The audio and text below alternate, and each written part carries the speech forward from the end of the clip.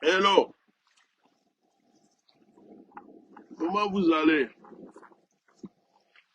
Ok, moi je suis toujours en vacances.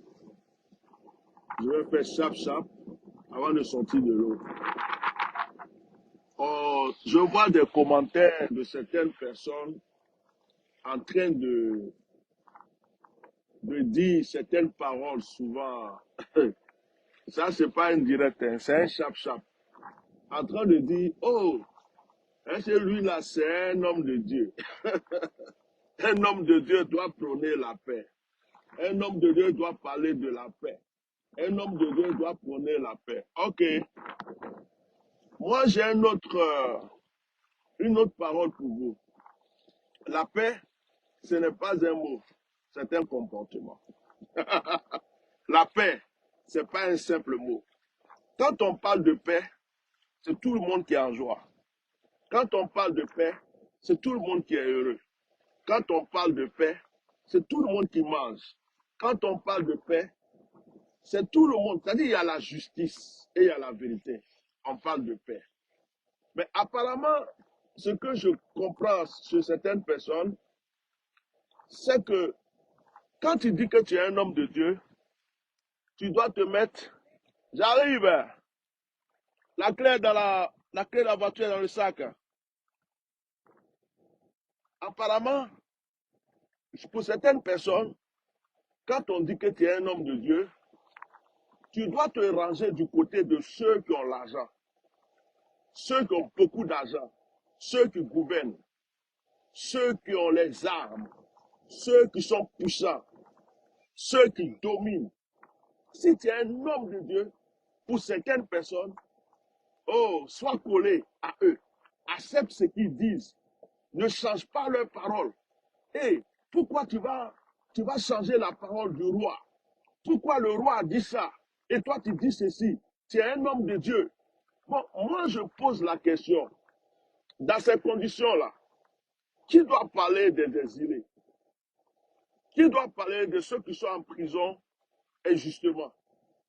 Qui doit parler de ceux qui ont faim, qui ne peuvent pas dire j'ai faim, sinon on les met en prison?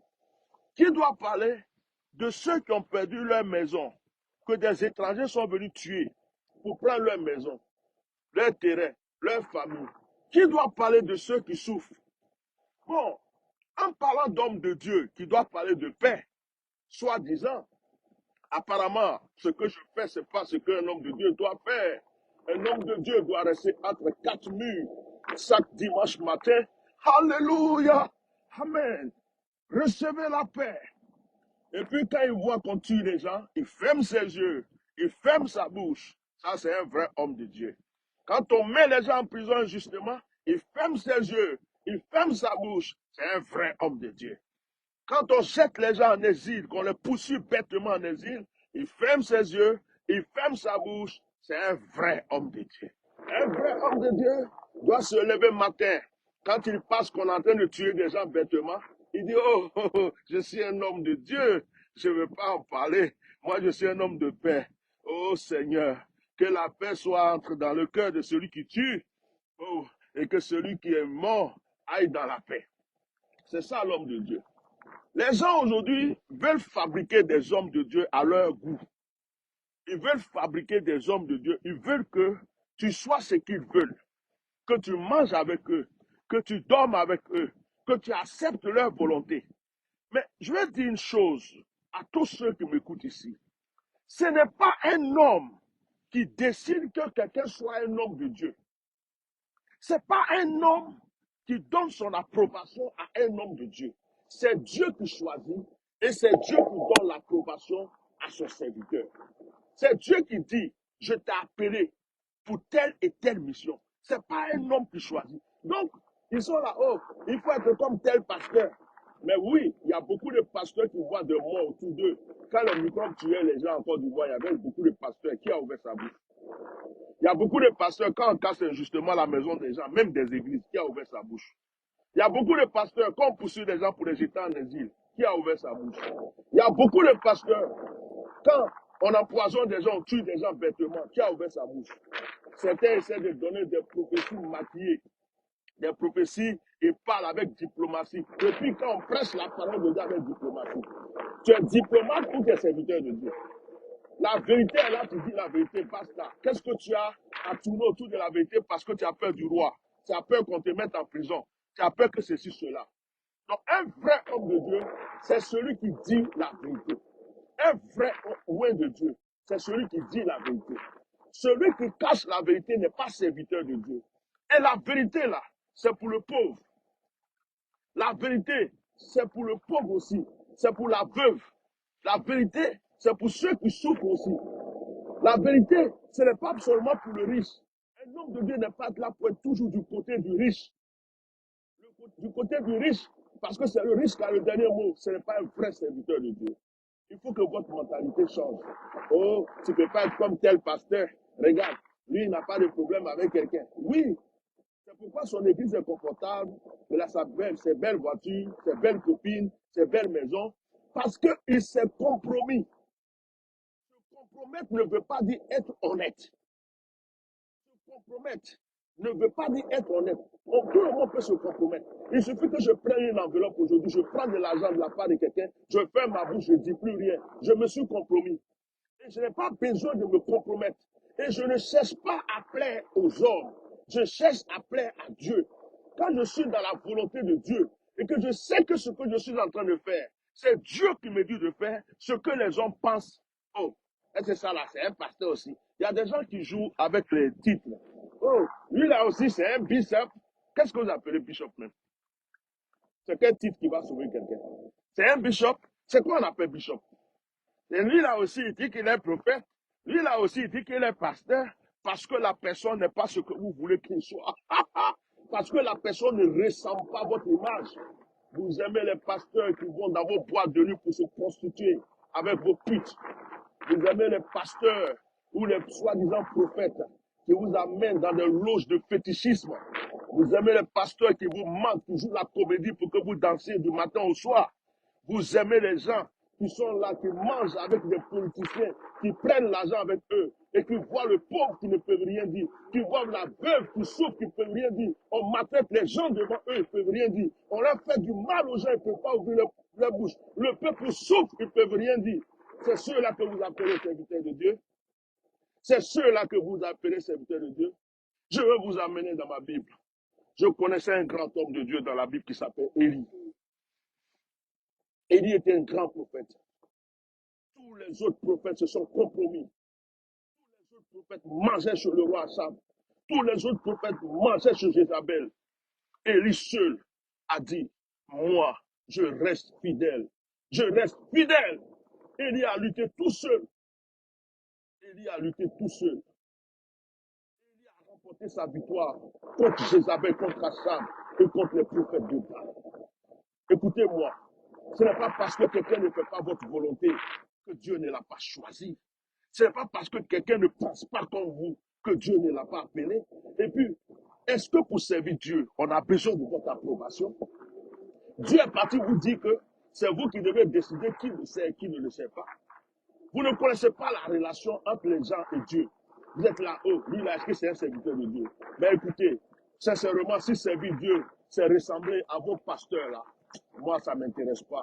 Je préfère être indigné. Si servir Dieu, c'est ressembler à vos menteurs, vos hypocrites. Si servir Dieu là, c'est devenir hypocrite et menteur, ce n'est pas la peine que je serve Dieu. Il y a d'autres choses que je peux faire dans ce monde. Mais si j'ai décidé de servir Dieu, c'est que j'ai décidé de respecter la vérité. Je suis un pécheur. Je ne suis pas saint. Je ne suis pas pur. Mais ce que je sais, c'est que chaque jour, je me force à demander pardon à Dieu pour mes péchés. Chaque jour que Dieu fait, je lui demande pardon et je lui demande de m'aider à pouvoir aider mon prochain. Je ne sais pas quand je vais quitter cette terre. Si Dieu m'a confié une mission, il faut que je fasse ce que Dieu m'a donné de faire. Donc ceux qui laissent les commentaires, oh, un homme de Dieu est censé. On vous dit qu'ils ont tué quelqu'un.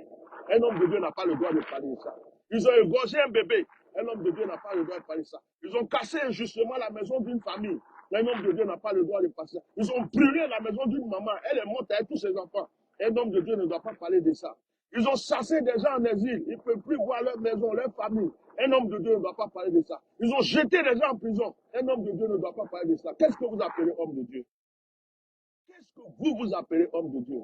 Quelqu'un qui va se lever le matin, chaque dimanche matin, avec sa cravate, son pantalon coincé dans sa cuisse et tout, pour aller se mettre derrière une chaise, pour raconter ses bêtises, ses balivernes, ses récitations, pour dire Alléluia, Amen. Chaque dimanche matin, il fait la même chose. C'est ça que vous appelez serviteur de Dieu? C'est ça que vous appelez serviteur de Dieu? Écoutez-moi, je vais vous dire une chose. La plupart des grands serviteurs de Dieu dans la Bible n'ont pas été acceptés par le peuple. Regardez, Gédéon était serviteur de Dieu. Samson était serviteur de Dieu. Regardez, David était serviteur de Dieu, il était poursuivi toute sa vie. Élie était serviteur de Dieu. Et les disciples de Jésus, ils étaient quoi? Les disciples de Jésus, ils étaient quoi? Et puis je vais m'adresser maintenant aux musulmans. Les faux musulmans d'Abidjan, vous irez tous à l'enfer. Les faux musulmans d'Abidjan, vous irez tous à l'enfer. Moi, j'ai été musulman, j'ai le Coran. Vous êtes devenus plus que des mécréants, des mangeurs de porc, des violeurs de femmes, des buveurs d'alcool, des sataniques et des démoniaques. Un musulman qui ne dit pas la vérité. Un musulman qui aime le mensonge.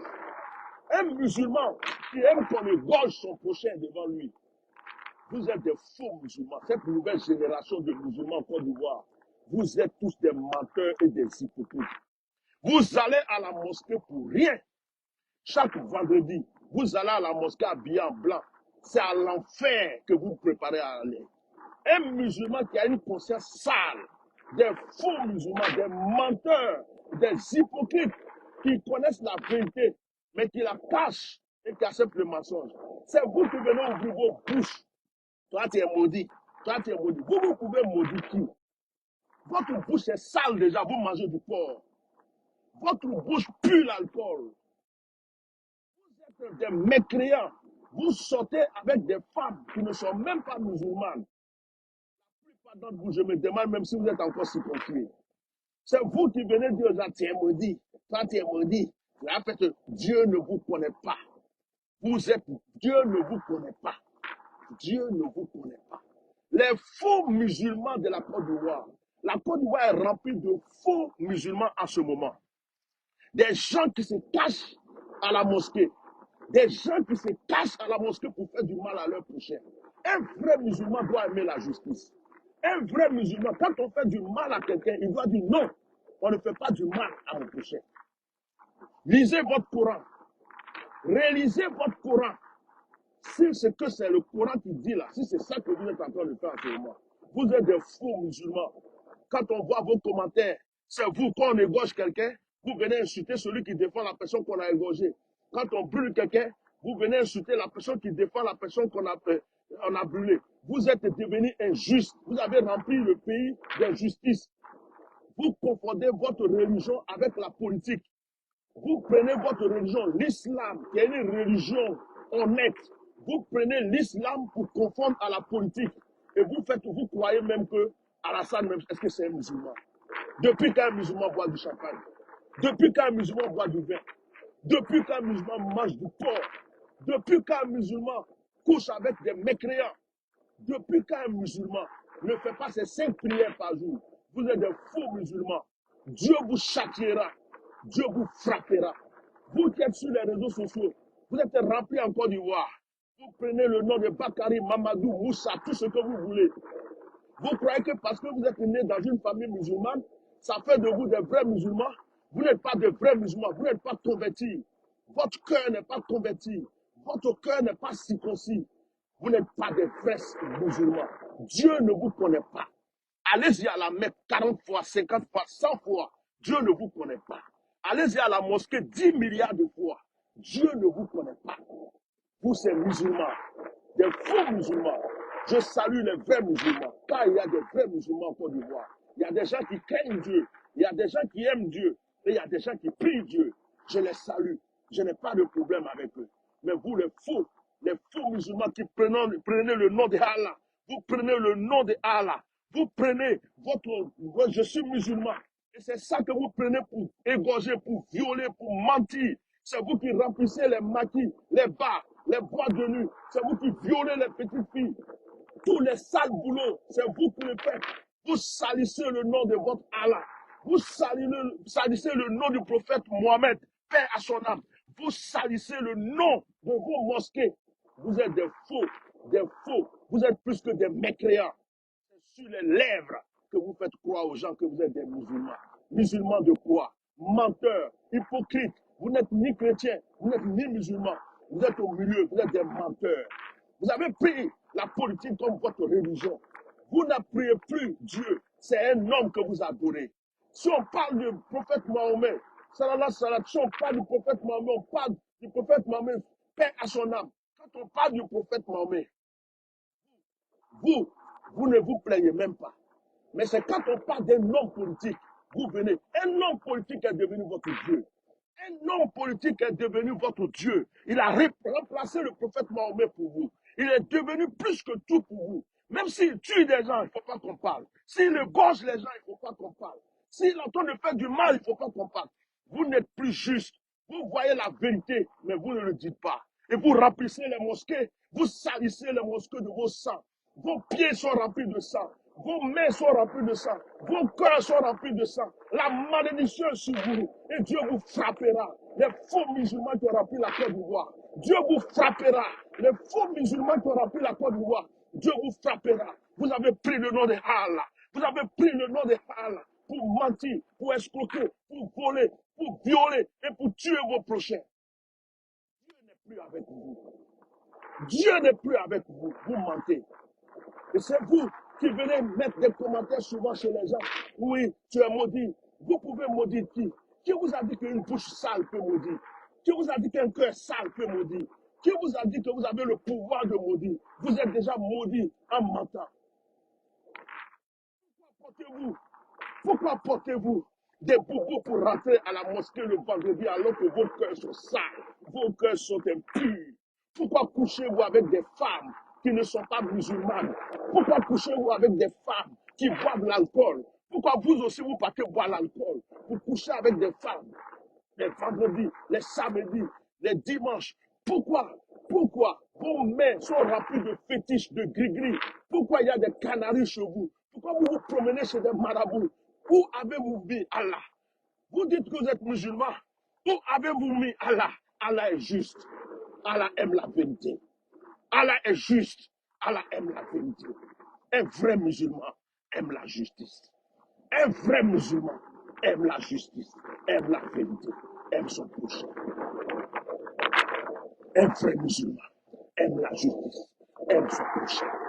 Un vrai musulman. C'est la base même de l'islam. Aimer son prochain. De mon temps, quand j'étais encore enfant, j'ai connu des vrais musulmans en Côte d'Ivoire. Des musulmans qui craignaient Dieu. Des musulmans qui craignaient Allah. Des musulmans qui faisaient du bien. Des musulmans qui donnaient des conseils de paix. Des musulmans qui aimaient la vérité. Aujourd'hui, musulmans de la Côte d'Ivoire, vous êtes en train de salir le nom de Allah. Allah est devenu une poubelle pour vous. Allah est devenu un jouet pour vous. Votre Allah que vous prétendez servir est devenu comme un jouet, un ballon. Vous jouez avec lui. Vous allez à la mosquée juste pour la forme. Vous portez des boubous brillants juste pour la forme. Vous allez à la Mecque juste pour la forme. Vous vous faites appeler musulman. Vous vous faites appeler musulman. Dieu n'est plus avec vous. Dieu vous a abandonné. Dieu vous a rejeté. Et Dieu vous châtiera bientôt. Dieu vous châtiera bientôt. La colère de Dieu vous frappera bientôt. La colère de Dieu vous frappera bientôt. Je vous annonce que la colère de Dieu vous frappera bientôt. Faux musulman que vous êtes. Qui vous a dit qu'un musulman doit passer son temps à insulter son prochain? Qui vous a dit qu'un musulman doit passer son temps à insulter les parties intimes des mamans? Qui vous a dit qu'un musulman doit passer son temps à boire de l'alcool, à fumer de la drogue, à prendre de la drogue pour insulter les gens? Qui vous a dit ça? Qui vous a dit qu'un musulman doit voir son frère mourir et puis en rigoler? Qui vous a dit qu'un musulman doit voir une femme violée et puis prendre du plaisir à cela? Qui vous a dit qu'un musulman doit danser? Un musulman n'écoute même pas normalement la musique. Vous dansez dans les boîtes de nuit, dans les bars. Vous cherchez la femme de vos prochains. Vous violez les petites filles. Vous, des soi-disant musulmans, vous mangez du porc. Vous mangez du porc. Vous mangez du porc. Vous mangez du porc. Vous mangez du porc. Vous mangez du porc. Vous mangez du porc. Vous mangez du porc. Vous mangez du porc. Vous n'êtes plus dans le cœur de Dieu. Vous n'êtes plus dans le cœur de Dieu. Vous partez à la mosquée. Vous priez, Bismillah, Ramani Rahim, Maliki Yom Din Yaka, Nabudu, Wayaka, Nastakim, Idina Surata. Vous dites tout ça, mais vous n'avez pas Dieu dans votre cœur. Vous récitez la Fatiha, vous récitez les sourates dans le vide. Vous croyez que Dieu est dans vos récitations. Dieu n'est plus dans vos récitations. Et quand vous voulez insulter, vous dites que vous êtes des mécréants. Vous êtes des mécréants. Vous les chrétiens, vous êtes des mécréants. C'est vous les vrais mécréants. Vous qui mangez le porc, vous qui prétendez être musulmans, qui couchez avec des femmes qui ne sont pas musulmanes, vous n'êtes pas mariés avec elles. Vous qui partez dans des bars, dans des soirées, dans des boîtes de nuit pour danser, boire l'alcool et retourner à la mosquée. Certains d'entre vous ne sont même plus circoncis. Vous prétendez être musulmans. C'est vous qui dites aux gens qui sont mécréants. C'est vous qui venez dire aux gens que vous êtes maudits. Un homme, un seul homme est venu sur une nation.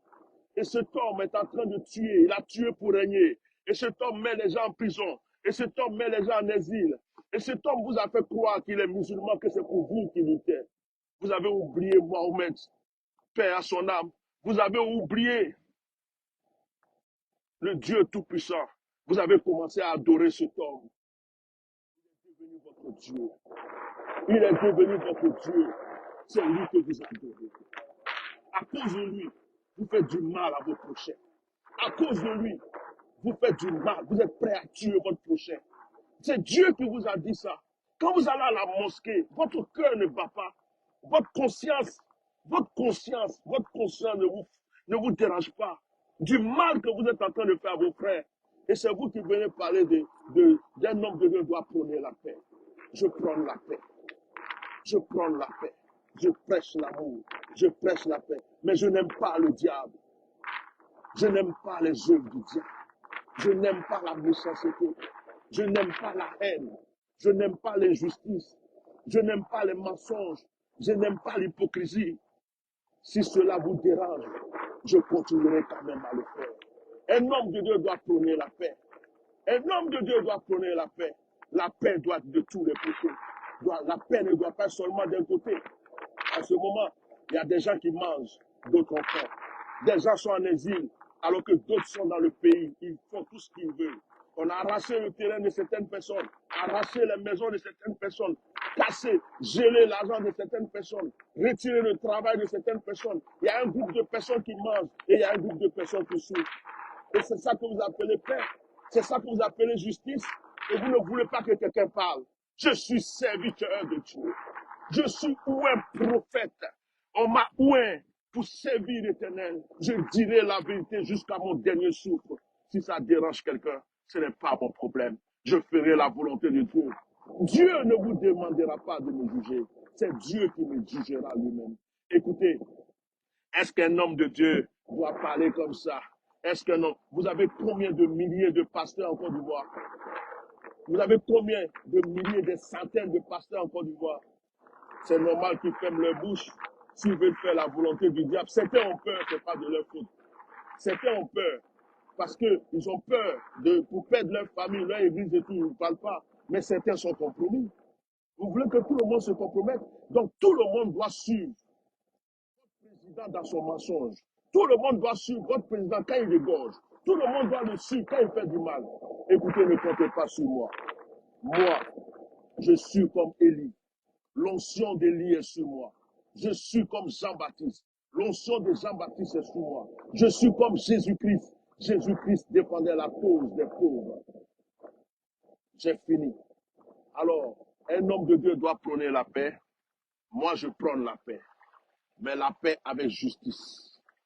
Je prends la paix. Vous avez fait une onction descendue sur moi.